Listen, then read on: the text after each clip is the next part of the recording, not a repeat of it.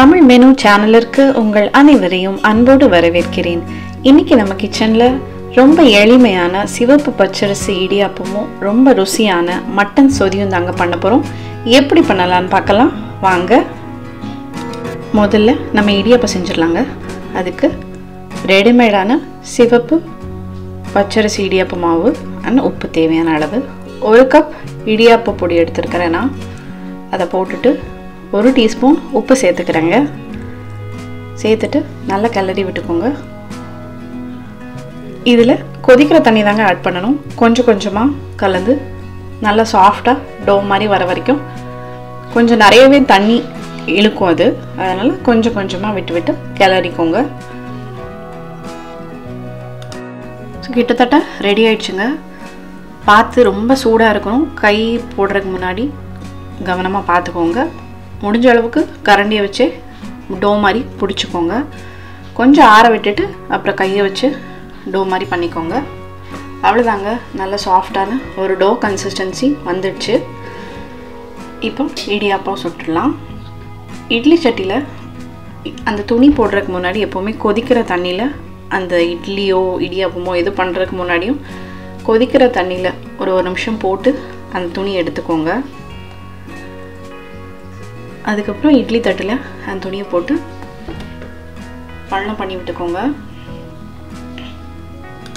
இப்போ நம்ம தயார் பண்ணி வச்சுருக்கிற இடியாப்ப மாவை இடியாப்ப புளியிற அச்சில் வச்சு இடியாப்பம் புளிஞ்சிடலாங்க.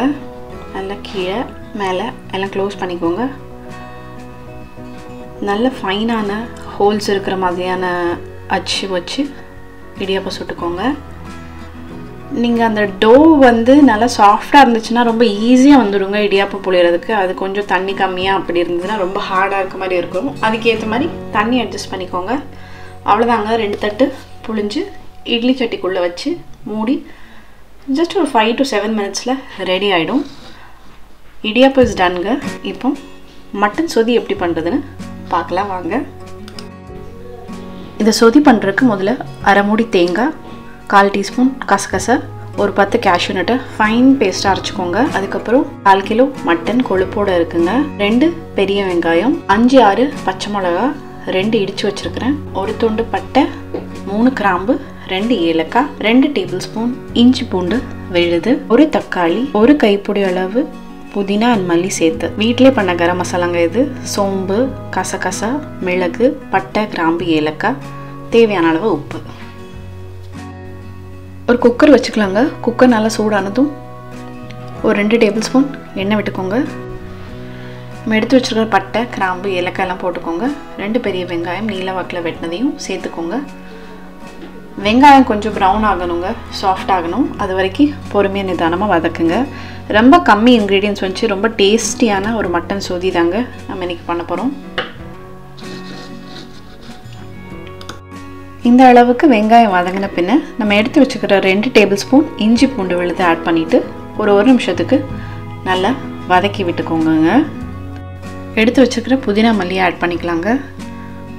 அது கூடவே பச்சை மிளகா 5-6 2 இடித்து வச்சுருக்கிறேன். உங்களுக்கு காரம் ஜாஸ்தியாக வேணுன்னா எல்லா பச்சை மிளகாவுமே இடித்து கூட நீங்கள் சேர்த்துக்கலாம். நல்லா பரட்டி விட்டுட்டு மட்டனை இப்போ சேர்த்துடலாங்க. மட்டனை கை வச்சு எடுத்து போட்டுட்டு மட்டன் போட்ட கையோட ஒரு 1/4 டீஸ்பூன் உப்பு சேர்த்துக்கிறேங்க. உப்பு சேர்த்துட்டு நல்லா கிளறி விடுங்க.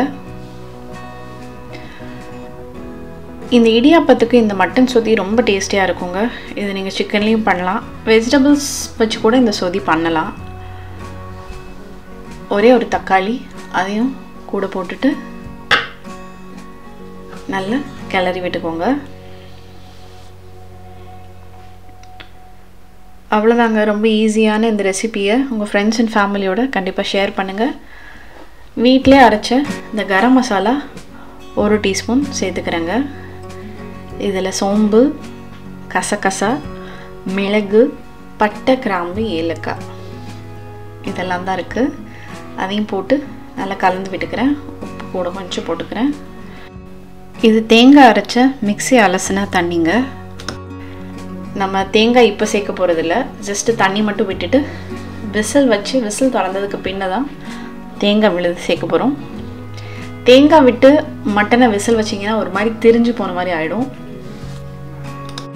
ஹை ஃப்ளேமில் ஒரு விசில் வச்சுட்டு ஒரு 12 மினிட்ஸ் சிம்மில் விடுங்க. நல்லா மட்டன் சாஃப்ட் ஆகிடும். ஸோ குக்கர் விசில் போயிடுச்சு. திறந்துட்டு மறுபடியும் அடுப்பில் வச்சுட்டு அது தேங்காய் விழுது, தேங்காய் கசகசா கேஷ்யூ நட் விழுது சேர்த்துக்கிறேன்.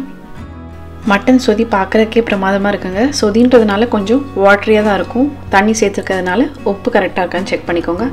அவ்வளோதாங்க. தேங்காய் ஊற்றி ஒரு 5 நிமிஷம் கொதி வந்த உடனே அவ்வளோதான், குழம்பு இஸ் ரெடி. சுட சுட சொதி, மட்டன் சொதி ரெடி ஆயிடுச்சு. பாருங்கள், இந்த கன்சிஸ்டன்சியில் இருந்தால் தான் ஆப்பத்துக்கு, இடியாப்பத்துக்கு, இட்லி, தோசை எல்லாத்துக்கும் தொட்டு சாப்பிட்றதுக்கு, ஊற்றி சாப்பிட்றதுக்கு நல்லாயிருக்கும். இன்றைக்கி இடியாப்பத்தோட இந்த மட்டன் சொதியை எப்படி இருக்குன்னு டேஸ்ட் பண்ணி பார்க்கலாம். தமிழ் மெனு சேனலை சப்ஸ்கிரைப் பண்ண மறந்துடாதீங்க. நம்ம மட்டன் சொதியோட வாசம் கம கமன்னு வருதுங்க. சுட சுட தண்ணியாக தேங்காய் பால், கசகசா, கேஷ்யூ நட்லாம் போட்டு ரொம்ப அருமையாக இருக்குங்க இந்த சொதி. சுட சுட இப்போ டேஸ்ட் பண்ணி பார்க்கலாம். சுட சுட இருக்குங்க. மட்டனோட கொழுப்பு, மைல்டான காரம் பிரமாதமாக இருக்குங்க. மீண்டும் சந்திப்போம். நீங்களும் சமைக்கலாம்.